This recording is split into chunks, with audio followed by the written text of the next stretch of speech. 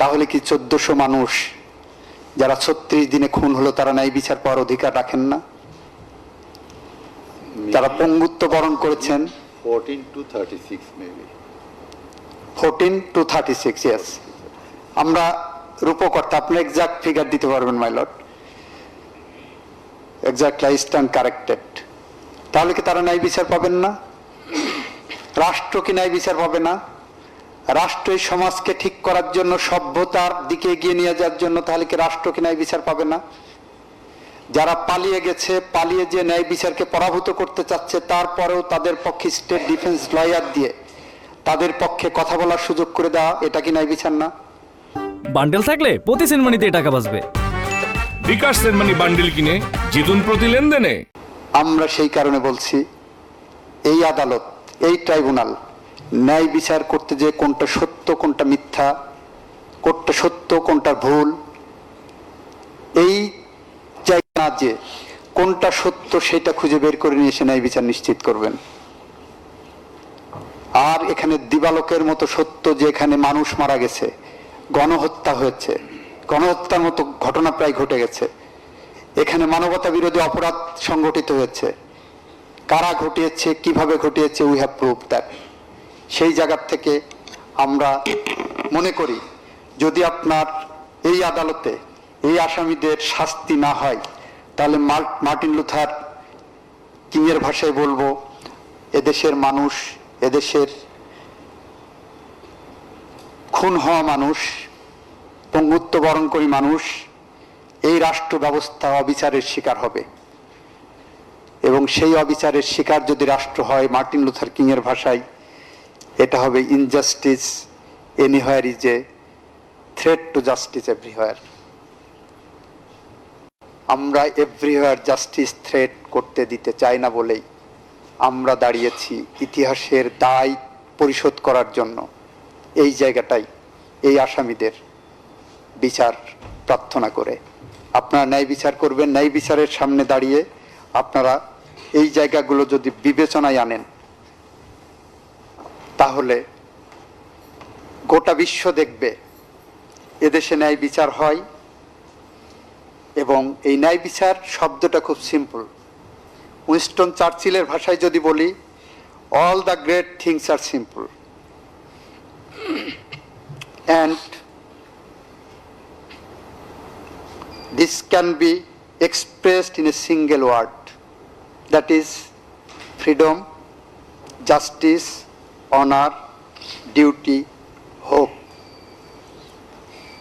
আজকে আপনারা যেটা ন্যায় বিচার করতে বলছেন, গোটা মিডিয়ার কাছে, গোটা জাতির কাছে, গোটা বিশ্বের কাছে এটা একটা অনেক জটিল ব্যাপার মনে হতে পারে।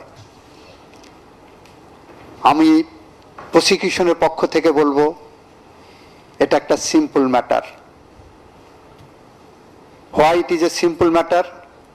Because the law has defined a crime. Your lordships are here to go through the law, to try the crime, in order to make the people free, in order to make justice, in order to give the nation a hope, in order to give the citizens an honor to express their will. And that is why this is a simple issue. যদি আমরা এটাকে জটিল আকারে দেখি, তাহলে জটিলতা আসবে। যদি জটিল আকারে না দেখি, তাহলে এটা জটিল আকারে আসার সুযোগ নাই। এক্ষেত্রে আমেরিকার সবচেয়ে জনপ্রিয় প্রেসিডেন্টের একজন জন এফ কেনেডি, উনি একটা ঐতিহাসিক স্পিচে বলেছিলেন, let us not speak the Republican answer nor the Democratic answer, but the right answer. এই ন্যায় বিচারে বাংলাদেশের বিভিন্ন পক্ষ কি বলল, সেই জায়গায় আমরা থাকতে চাই না। আমরা বলতে চাই, এই ন্যায় বিচার আমাদের সভ্যতার পাদপীঠে একটি মাইল ফলক হিসেবে থাকবে। যেমন ছিল 1661 সালে অলিভার ক্রomwellের বিচার, যেমন ছিল 40-এর দশকে চীন এবং জাপানের অনেকগুলো প্রাইম মিনিস্টারকে ক্রাইম এগেনস্ট হিউম্যানিটির অপরাধে ফাঁসির দণ্ডে দণ্ডিত হতে হয়েছিল। আমি আপনাদের রেফারেন্সের জন্য উইকিপিডিয়া থেকে নিয়ে এসেছি এ যাবৎকালে বিশ্বের কোন কোন দেশের কতগুলো নেতা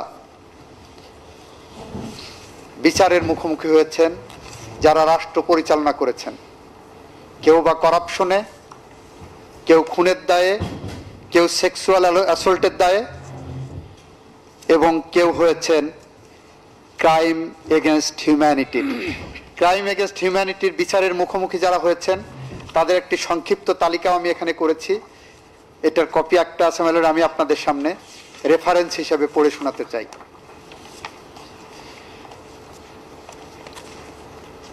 1945 সালে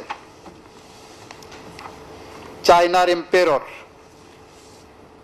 পুই ক্রাইমস এগেনস্ট হিউম্যানিটির দায়ে অভিযুক্ত 1946 সাল থেকে কারাগারে ছিলেন। জাপানের প্রাইম মিনিস্টার কোকি হিরোতা ক্রাইম এগেনস্ট হিউম্যানিটির অপরাধে তাকে ফাঁসির দড়িতে ঝুলিয়ে 1946 সালে হত্যা করা হয়, মৃত্যুদণ্ড কার্যকর করা হয়। জাপানের প্রাইম মিনিস্টার হিরানোমা কিচিরো তাকেও মুখোমুখি করা হয়েছিল ক্রাইম এগেনস্ট হিউম্যানিটিতে 1946 সালে। জাপানের আরেকজন প্রাইম মিনিস্টার মাসারু হোমা, তাকে 1946 সালে, উনি ছিলেন মিলিটারি গভর্নর, ক্রাইম এগেনস্ট হিউম্যানিটির দায়ে তাকে ফায়ারিং স্কোয়াডে হত্যা করা হয়। অপরাধের বিচার এভাবেই করা হয়েছে। জাপানের আরেকজন প্রাইম মিনিস্টার হিদিকো তোজো 1948 সালে তাকে ক্রাইম এগেনস্ট হিউম্যানিটির দায়ে মৃত্যুদণ্ড কার্যকর করা হয়েছিল। ক্রাইম এগেনস্ট হিউম্যানিটির অপরাধে বিশ্বের অনেক বাঘা বাঘা লোকজনকে বিচারের মুখোমুখি করা হয়েছিল। হাঙ্গেরির প্রাইম মিনিস্টার, তাকে করা হয়েছিল 1946 সালে ক্রাইম এগেনস্ট হিউম্যানিটির জন্য, যাকে ফায়ারিং স্কোয়াডে মৃত্যুদণ্ড কার্যকর করা হয়েছিল, তিনি ছিলেন বেলা ইমরেডি। রোমানিয়ার প্রাইম মিনিস্টার আয়োন অ্যান্তোনেসু, তাকে ক্রাইম এগেনস্ট হিউম্যানিটির অপরাধে 1946 সালেই মৃত্যুদণ্ড দেওয়া হয়েছিল, কার্যকর করা হয়েছিল।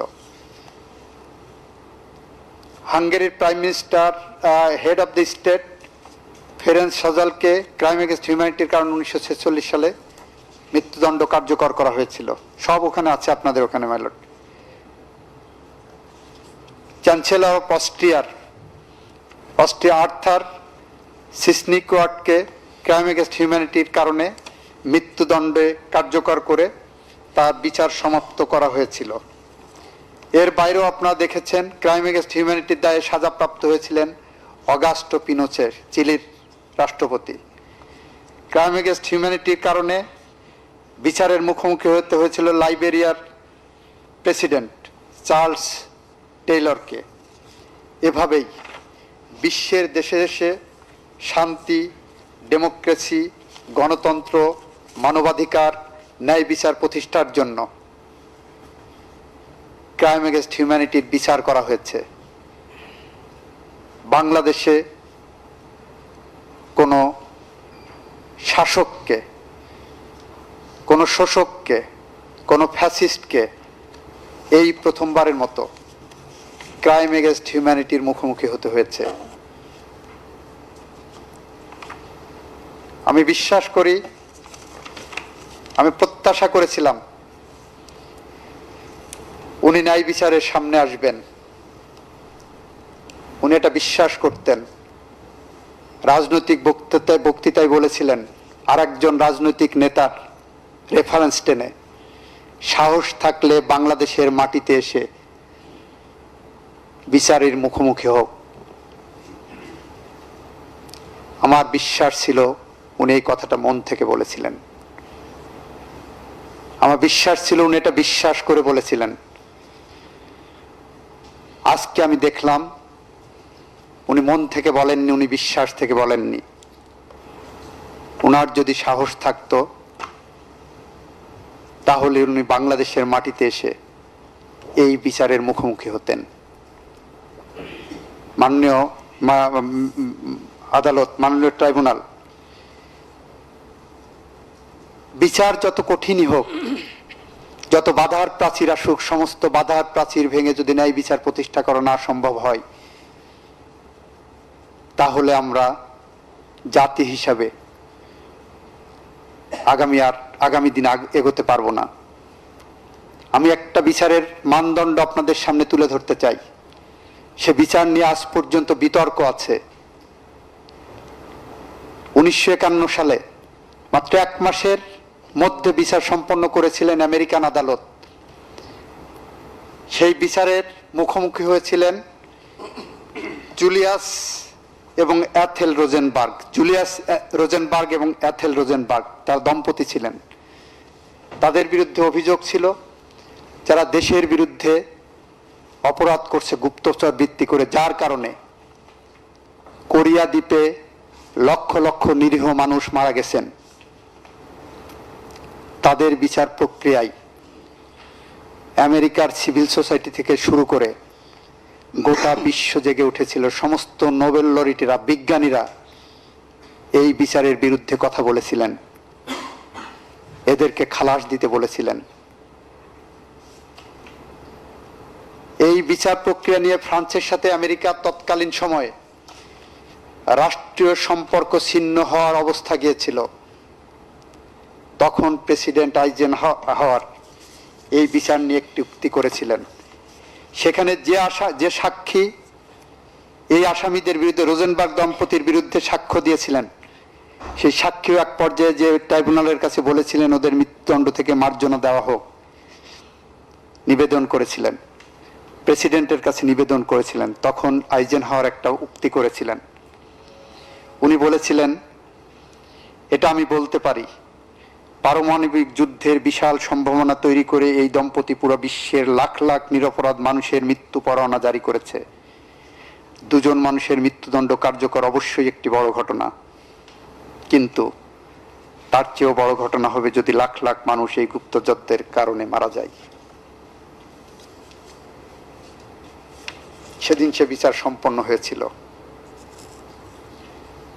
আমরাও মনে করি নিশ্চয়ই এই আসামিদের মৃত্যুদণ্ড দাবি করা, মৃত্যুদণ্ড হওয়া, কার্যকর হওয়া, মৃত্যুদণ্ডের মাধ্যমে ন্যায় বিচার নিশ্চিত করা একটি বড় ঘটনা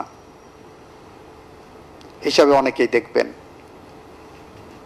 কিন্তু এই আসামিদের যদি শাস্তি নিশ্চিত করতে না পারি আমরা, তাহলে এই আসামিদের হাতে বাংলাদেশের অসংখ্য অগণিত মানুষের জীবন বিপন্ন হবে। এই আসামিদের হাতে বাংলাদেশের নিরীহ মানুষ গুলিবিদ্ধ হয়ে মারা যাবে, 5 বছরের শিশু মারা যাবে, 10 বছরের আনাস মারা যাবে, পানি বিতরণ করা অবস্থায় মুগ্ধ মারা যাবে, বুক চিতিয়ে আবার রাজপথে দাঁড়িয়ে আবু সাইদরা মারা যাবে। আমরা যদি ন্যায় বিচার নিশ্চিত করতে না পারি, এই 2 জনের বিচার ব্যাহত হয়, এই 2 জনের যদি শাস্তি না হয় যেটা আইনে প্রেসক্রাইব করা আছে, তাহলে বাংলাদেশের মানুষ ইতিহাসে রাস্তা খুঁড়ে একটি ভীরু কাপুরুষের উপমা হয়ে রয়ে যাবে। সেই কারণেই আমরা মনে করি এই বিচারে আমরা যা প্রমাণ করেছি সেটা বিয়ন্ড অল রিজনেবল ডাউট। এই কথা বলে আমি সর্বশেষ কথা যেটি বলবো সেটি হলো, রোজেনবার্গ দম্পতি সাহসের সাথে কারাগারে থেকে তার আইনজীবীকে 19 জুন 1951 সালে প্রথমে জুলিয়াস চিঠি লিখেছিলেন।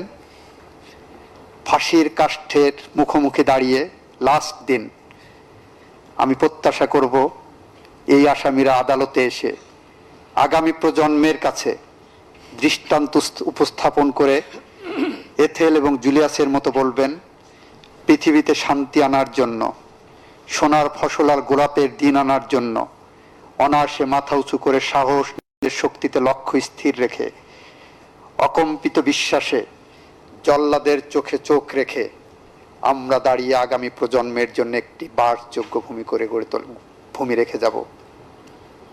আমি বিশ্বাস করি, আমি প্রত্যাশা করি, আমার আকাঙ্ক্ষার জায়গা এই আসামিরা ন্যায় বিচারের মানদণ্ড নিশ্চিত করতে হলে বাংলাদেশের ভবিষ্যৎ প্রজন্মের বাসযোগ্য ভূমি গড়ে তুলে দেওয়ার জন্য ওনারা বলবেন, যেমন বলেছিলেন অ্যাথেল এবং জুলিয়াস তার লয়ারের মাধ্যমে গোটা বিশ্বকে জানিয়েছিলেন, স্বাধীনতা এবং অন্য যেসব জিনিস জীবনকে সত্যি সুন্দর, সত্যি সার্থক করে তোলে তা পাবার জন্য মাঝে মাঝে খুব বেশি রকম মূল্য দিতে হয়। তারা হয়তো এরকম একটি উক্তি দিয়েই এই বিচারের রায় মেনে নেবেন, অন্য কোনো পথ বেছে নেবেন না, অন্য কোনো পথে তারা হাঁটবেন না। এই কথা বলে আমি আপনার কাছে আইনে প্রদত্ত সর্বোচ্চ শাস্তি প্রত্যাশা করে আমার কথা শেষ করছি। Much obliged, Your Lordships. Thank you, Learned Attorney General. Where you have concluded, and I want to start from there, a maxim. Yes, my lord. There is a saying, fear justice here what kalam. Let justice be done, Yes, my lord. even though the heavens should fall. Yes. We can assure all of you that justice will be done at any cost. Much obliged. Justice will be done for both sides, Absolutely. and justice will be done very fairly, very transparently, beyond all questions, even though questions will be raised by some quarters. It doesn't matter, we will not care who will say what. But I repeatedly want to say, justice will be done from this tribunal, at any cost, in every matter. So thanks a lot, Much obliged, Lordships. Learned Attorney General. We are very much grateful to you at the commencement of the tribunal, of this proceeding. You managed your heavy schedules and you appeared in the tribunal. You had your valuable maiden speech, and today at the conclusion of the proceeding, you very hardly managed your time to come to the tribunal and to deliver your very, very precious, resourceful speech. I'm grateful to Your Lordships. I think that all of us and the tribunal will be benefited by your. I'm grateful to Your Lordships, and I'm grateful to my prosecution team who have invited me to submit before Your Lordships, and Your Lordships are kind enough to allow me to give these closing submissions. Much obliged. Thank you very much.